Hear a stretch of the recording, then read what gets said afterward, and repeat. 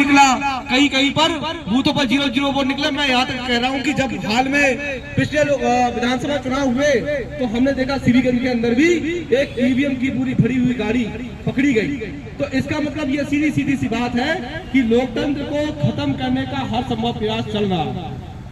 कुछ पत्रकार साथी हमारे कल प्रेस कॉन्फ्रेंस में पूछ रहे थे कि अगर ये ईवीएम चल रही है तो इसका विरोध क्यों कर रहे हैं कि बैलेट पेपर से तो चुनाव होगा, उसकी भी तो पेटियां लूटी जा सकती है।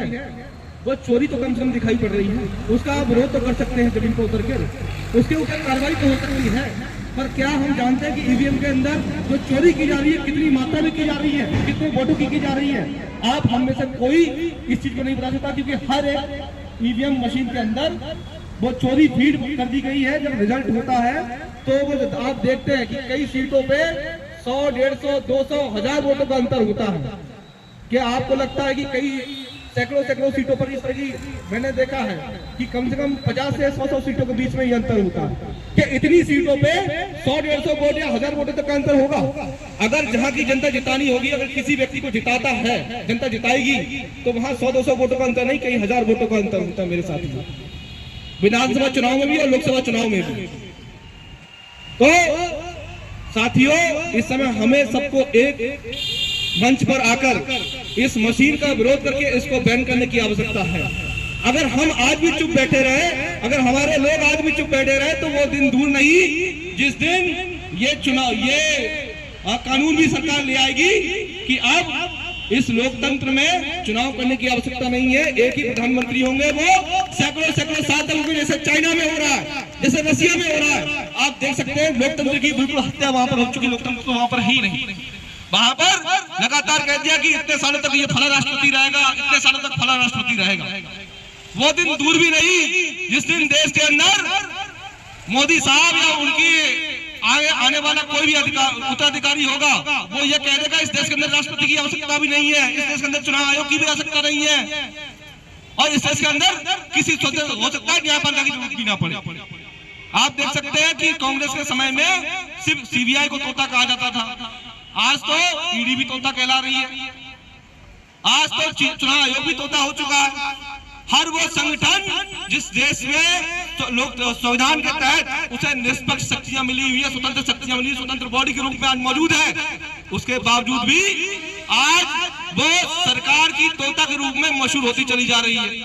अगर आप आवाज यहाँ उठाते हैं, दूसरे दिन आपके घर पे आपके सीबीआई, आपके घर पे ईडी, आपके घर पे पुलिस, आपके घर पे हर वो बॉडी पहुंच जाती है जो सरकार की एक पिट्ठू तोते के रूप में काम कर रही है, और आपसे पूछना शुरू कर देती है कि कमाते कितना हो, इतना पैसा कहां से आता, ये पैसा कहां से आया, अपने मकान कैसे बनाया। अरे बेवकूफो, क्या हमारे पुरखों ने मेहनत नहीं की, हमारे पुरखों ने मजदूरी नहीं की, या हम मजदूरी नहीं कर रहे हैं? अगर तुम्हें हमारी मजदूरी और हमारी इस पे शक हो रहा है तो हमारे साथ उतर के सड़कों पे देखो, हमारे साथ ईंट भट्टों में काम करके देखो, हमारे यहाँ ईंट गारा उठाकर देखो, तब पता चलेगा कि हमारे भाई कैसे मजदूरी कर रहे हैं, कैसे वो इस देश को आगे बढ़ाने के लिए अपना खून पसीना एक कर रहे हैं, और तुम इस देश के लोगों पर, उनके अधिकारों पर डाका डालने का प्रयास कर रहे हो। इस समय हमें सबको एक होकर एक मंच पे आके हमारे उन सभी साथियों का साथ देना पड़ेगा, उन सभी साथियों के साथ में आके इस ईवीएम की चोरी को बंद करना पड़ेगा, इस वोटों की चोरी को बंद करना पड़ेगा। इस चुनाव को निष्पक्ष कराने की आवश्यकता है। अगर नहीं कराओगे तो वो दिन दूर नहीं जिस दिन हमारे छोटे छोटे जो बच्चे आज के हैं, जो आने वाली पीढ़ी है, इस पीढ़ी को वोट डालने का अधिकार की बात तो छोड़ो, इसको पता ही नहीं चलेगा कि वोट होती क्या चीज है। बहुत बहुत धन्यवाद साथियों, आपने मौका दिया बात करने का, बहुत बहुत आभार। जय भीम, बहुत बहुत शुक्रिया, आपने बड़े विस्तार से अपनी बात को कह दी। अब मैं, चूँकि यहाँ वक्ता बहुत हैं और समय कम है और हमारा इसका चार्जिंग थोड़ा आहिस्ता कम हो रहा है, तो मैं अपने अगले वक्ता के रूप में माननीय श्री सुबोध जौहरी साहब को गुजारिश करूँगा कि वो यहाँ तशरीफ लाएँ और अपने ख्यालात का इज़हार करें। इससे पहले मैं आपको बता दूँ, जैसे हमारे भाई ने अभी एक बात कही ना कि कितना फ़र्क आ रहा है, तो द क्विंट नाम की एक पत्रिका है 2019 में, उसने चुनाव आयोग को जो वेबसाइट थी इसकी कन्नौज इलेक्शन कमीशन की, उसके आंकड़े देख करके पूछा कि बताइए 373 लोकसभा क्षेत्रों के अंदर जो हर कन्नौज सीट के ऊपर 8,000 से लेकर 18,000 तक वोट जो पड़े हैं और जो गिने गए हैं उसमें अंतर क्यों है, जिसका जवाब आज तक नहीं मिला। इससे पहले मैं अपनी बात को आगे बढ़ाऊं, मैं गुजारिश करूंगा जौहरी साहब से अपने ख्यालात का इज़हार करें। आज की सभा धरना स्थल पर राफिया शबनम जी, हमारे दिल्ली से आए हुए हमारे भाई वसीम साहब, हसन अंसारी साहब, सबके नाम तो नहीं जानता, पूरमदीप एडवोकेट, लेकिन सभी लोग जो यहाँ मौजूद हैं सबको मेरा प्रणाम। हम एक ऐसे काम के लिए यहाँ धरना दे रहे हैं जिससे देश में एक विश्वास जागे। हम सरकार की आलोचना करने यहाँ नहीं आए, हम यहाँ उस व्यवस्था की बात करने आए हैं कि जिस व्यवस्था में हम अपना वोट देते हैं तो हमें तसल्ली हो कि जिसको हमने वोट दिया है उसी के लिए वोट गया है। पिछले कुछ दिनों में जिस तरीके से इस देश में ईवीएम जगह जगह पकड़ी गई, लोगों ने शोर मचाया, लोगों ने शक किया कि कहीं ईवीएम बदलने की बात थी, कहीं ईवीएम में घोटाला करने की बात थी, कहीं ईवीएम में जो चिप पड़ा हुआ है उसके जरिए उसके डाटा को बदलने की बात थी। इन सभी बातों के ऊपर तरह तरह की बातें आई और उससे वोटर का एक विश्वास नहीं गया। धूप बहुत तेज बढ़ रही है।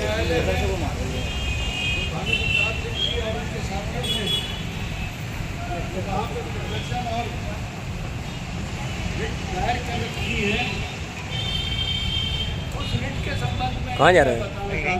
अच्छा, बहुत सारी बातें कही गई हैं। जैसा अभी वसीम साहब बता रहे थे, तो पिछले चुनाव में असेंबली के चुनावों में जितने वोट पड़े नहीं उससे ज़्यादा गिन लिए गए और इसका अभी तक कोई जवाब, कोई माकूल जवाब, सेटिस्फैक्टरी जवाब दिया नहीं गया है। और बात पता चली कि 2 कंपनियां हैं ऐसी जिसमें कि ईवीएम बनाई जाती है, एक बेंगलोर की, एक हैदराबाद की है। दोनों ने 20-20 लाख ईवीएम मशीनें बना के सरकार को दी, चुनाव आयुक्त को दी। कुल मिला के कितनी हुई? 40 लाख। लेकिन हमारे चुनाव आयुक्त जो इलेक्शन कमिश्नर हैं उनके पास कुल 20 लाख मशीनें हैं। तो भाई 20 लाख कहाँ हैं? आप जरा ये हिसाब लगाइए कि एक ईवीएम मशीन में 1000 वोट आता है। अगर जैसे 300 साढ़े 300 पोलिंग स्टेशन एक विधानसभा क्षेत्र में होते हैं, अगर उन्होंने हर पोलिंग स्टेशन पे केवल एक ईवीएम बदल दी तो उनका काम हो गया। तो मैं आप सबसे यही बात कहना चाहता हूं साथियों कि जो हम सरकार को एक बात ये कहना चाहते हैं कि ये ईवीएम के जरिए जो हमारे वोट के साथ गोलमाल किया जा रहा है, इसका हमें बिल्कुल ठीक स्पष्टीकरण भी चाहिए। और जब तक अगर आप स्पष्टीकरण नहीं दे सकते हैं तो इस ईवीएम को हटा दीजिए। मैं एक बात और कहूँ आपसे कि पिछले दिनों चंडीगढ़ में मेयर का इलेक्शन हुआ और वो इलेक्शन बैलेट पेपर से हुआ।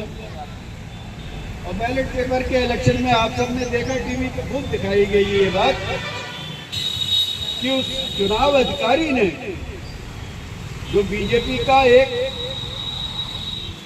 अल्पसंख्यक प्रकोष्ठ का अध्यक्ष था मसीह, उसने जो वोट कांग्रेस के और आप पार्टी के कैंडिडेट को पड़े हुए थे, उनको जबरदस्ती निशान लगाकर उनको कैंसिल कर दिया। तो ये बात भी सामने आई। मैं तो यही बात कहना चाहूँगा, वसीम साहब यहाँ आए हैं, अभी जाएंगे अभी वहाँ। सिर्फ 2-3 महीने का समय है हमारे पास, क्योंकि चुनाव सर पे है। सुना जाता है कि 12-13 तारीख में अधिसूचना भी जारी हो जाएगी। तो ऐसी हालत